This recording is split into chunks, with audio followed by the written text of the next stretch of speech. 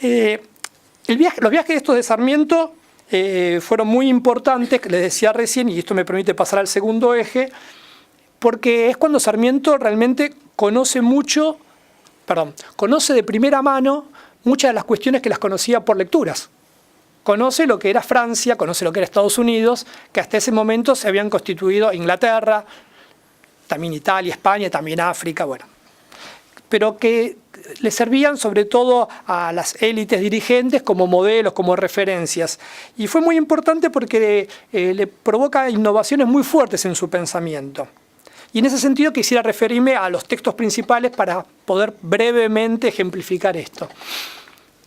Respiro y voy de nuevo más despacio. Como les decía, en 1845 publica su obra más conocida, que es Facundo. En Facundo, que bueno, es bastante conocido el texto, pero él traza un diagnóstico que es desgarrador, en realidad. No, realmente, ustedes saben, el Facundo tiene 3 partes. En la primera explica cómo la naturaleza y el tipo de sociabilidad y la historia del Río de la Plata y de Hispanoamérica en general había creado un tipo de sociabilidad que hacía imposible el desarrollo de la civilización a partir del predominio de la campaña pastora sobre la ciudad. Después explica la historia rioplatense desde la Revolución hasta que se impone hasta la muerte de Facundo Quiroga, perdón. Y ahí terminaba el libro, en la tercera parte, una parte como esperanzadora, en la cual, contradiciendo todo lo que decía antes, se explica por qué sí es posible el progreso, el futuro y la civilización. El tema es que esa tercera parte es absolutamente incompatible con las primeras 2 partes del Facundo, y por eso en ediciones posteriores la saca, y por razones también de política más coyuntural, ¿no? Lo interesante es que tiene un diagnóstico que solo puede llevar al pesimismo. Y eso tiene que ver con cuáles son sus modelos de civilización, de progreso. Los viajes le van a hacer conocer realmente lo que es Europa y le van a hacer tomar mucha distancia de Francia como modelo político, que era como el gran referente hasta ese entonces. Y él encuentra en Estados Unidos otro referente político y social en el cual pensar qué tipo de sociedad y en qué condiciones se puede construir una sociedad moderna, civilizada, una república democrática. Entonces, en estos viajes, él va a encontrar, digamos, en los Estados Unidos, este modelo alternativo. Y en ese sentido, la educación popular es una especie de, como decía antes, de otra cara de la moneda de los viajes, porque ahí desarrolla con bastante precisión y, digamos, incluso en términos técnicos, cuál debe ser la función de la educación popular en ese modelo de sociedad que él encuentra como un modelo deseable y posible, el de los Estados Unidos, ¿no? Les recuerdo también que el viaje de 1845 a 1847, en 1848 son las revoluciones en Europa.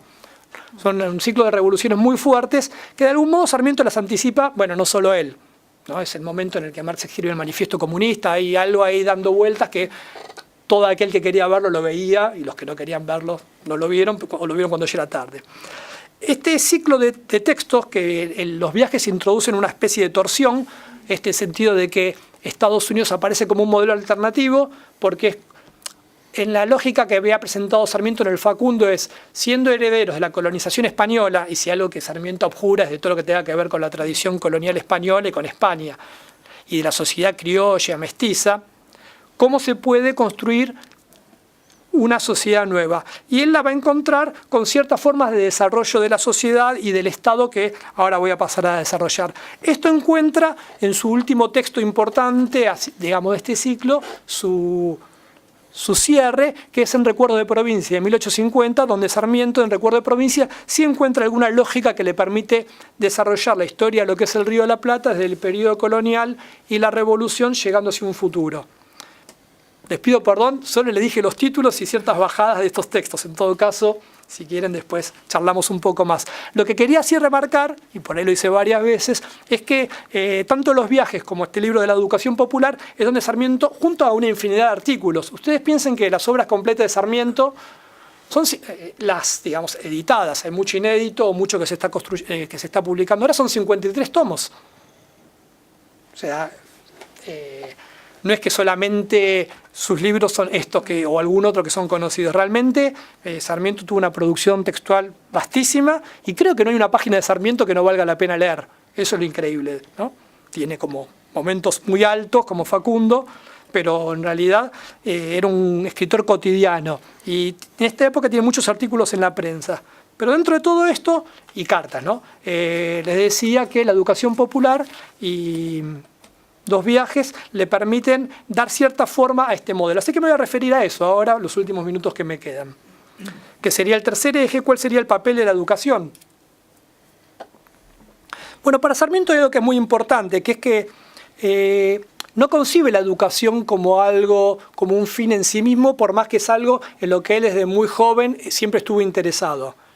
En esto coincide bastante sus autobiografías y sus autorrepresentaciones con lo que sabemos, porque también un problema con Sarmiento es que mucho de lo que se dice de él es lo que él escribió en Recuerdo de Provincia, que es su autobiografía, de algún modo. Bueno, creerle a alguien de lo que dice de sí mismo, cuando ese alguien por otro lado tildado de Don Yo, merece ciertos reparos, pero en este caso la preocupación de Sarmiento por la educación es verdaderamente genuina, cualquiera que lea este libro se da cuenta de eso. Y le decía que formaba parte de algo más general, una idea de una concepción integral de ciudadanía. No era un fin en sí mismo, aunque tenía fines en sí mismo, pero la idea de educación formaba parte de, digamos así, de un paquete más amplio en el que estaba pensando en una idea integral de ciudadanía.